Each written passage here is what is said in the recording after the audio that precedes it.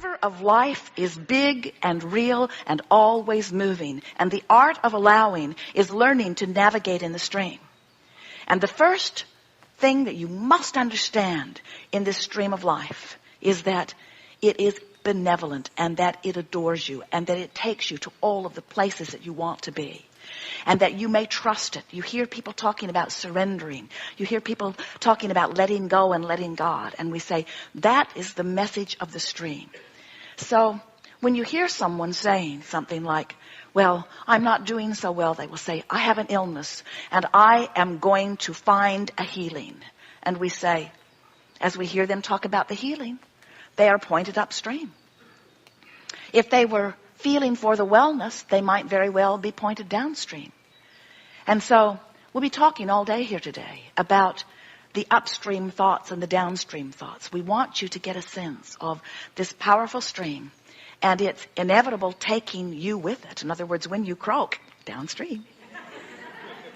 Releasing of all resistance. We want so much for you to, in the hours that we are together today, to get such a sense of who you are.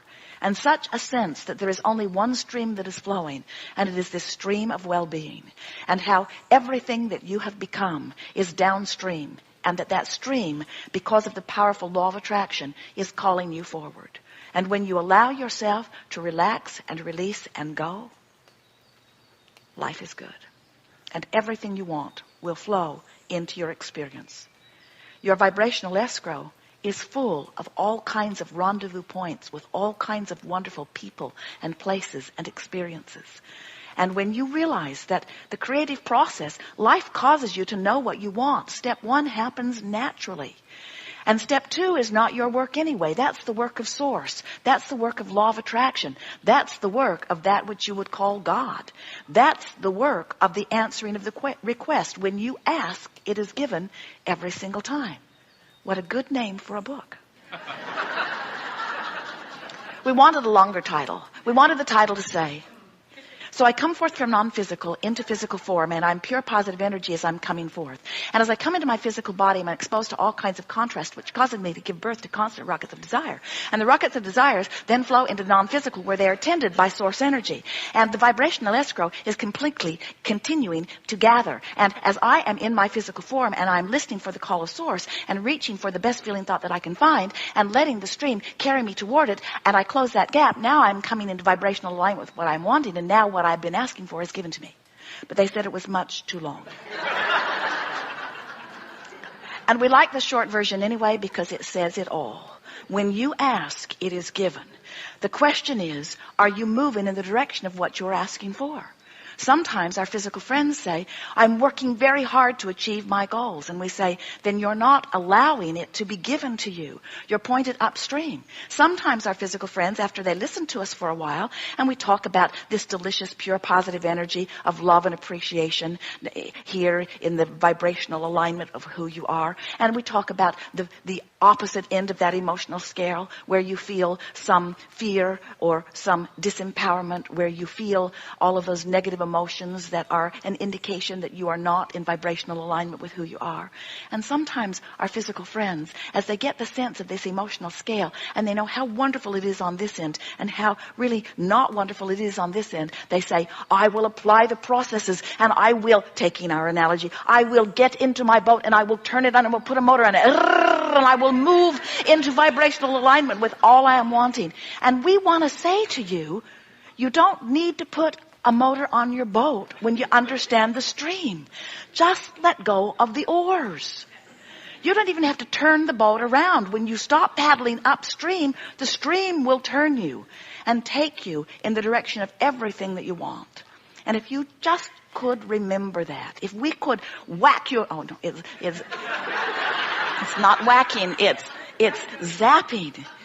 If we could whack you across the head and imbue you with a memory, it would be of your worthiness. It would be of your value. It would be of your rightness. It would be of the reason that you came forth. We would club you until you understood that you can't get it wrong and that you never get it done. You are pure positive energy beings having the life experience that is causing your expansion. And when you allow yourself to turn and go with the flow, life is so good. So we're eager to talk with you about anything that is important to you. Do not worry about us. We will wedge our message in the crack. It is our desire to assist you from wherever you are, of understanding that your greatest work right now, no matter where you are in relationship to whatever it is that you want, your work is to make peace with where you are.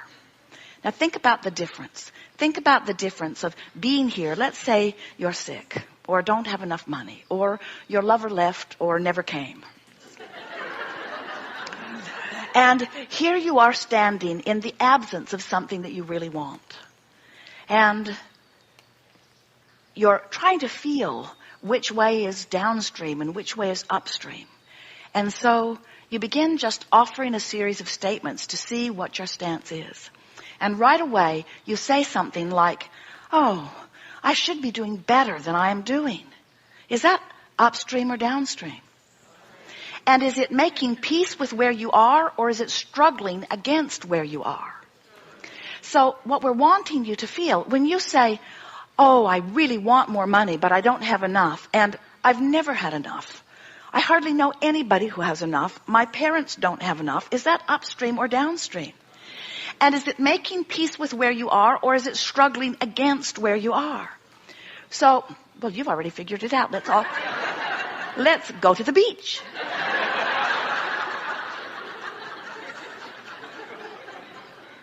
So when you understand that your life is right here and now, in other words, in every moment, all of your power, you don't have the power to go from despair into appreciation. You don't even have the power to go in this moment right now from doubt to belief. You can barely make it from doubt to hope. You don't have the power to make these huge vibrational jumps. But you will have a lot better chance of turning and letting the stream carry you if you are making an effort to be nicer to yourself about it. If you're making an effort to give yourself the benefit of the doubt. And you know why? Because the last thing in this world or any world that your inner being will ever do is join you in self-criticism. Or criticism of anyone else for that matter. In the moment that you decide to club yourself about the head, that's our work. In the moment that you take issue with something, or you regret something, or you say, I should have done it differently. Anytime you are trying to explain how wrong you are where you stand, you're pointed upstream. And every time you're trying to give yourself the benefit of the doubt, you let go of those oars and the stream turns you. And as the stream turns you, now all kinds of things begin to flow into your experience. In fact, friends, you can't stop them from flowing into your experience. But you know what happens to so many of you? You have something that you really want. You might have wanted it for a long time. There might be several things you've created, every one of you. Oh, you should see the vibrational escrows that you have amassed. And so the stream and the powerful law of attraction is carrying you, just like the Colorado River that Jerry and Esther were experiencing. This stream is having its way with you, whether you are going willingly or not. But many of you are paddling so hard upstream that even though the stream is carrying you, you're missing it all. Because you're pointed in the wrong direction. In other words, you're not in the attitude of expectation. You're not in that soft attitude where the rendezvousing can take place in a way that you can receive an awareness of it.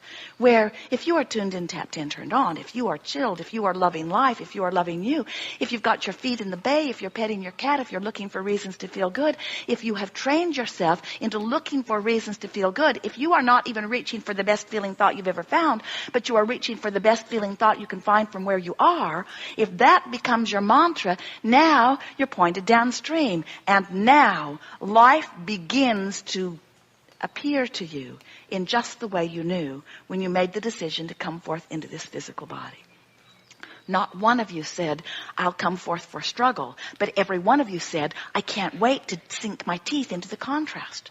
Not one of you said, I am coming forth to control and fix things. Every one of you said, I'm delighted about the variety, for from it I will come to my personal selfish conclusions about who I am and what I'm wanting to live. And so the long and the short of it is, you've got one walloping stream going.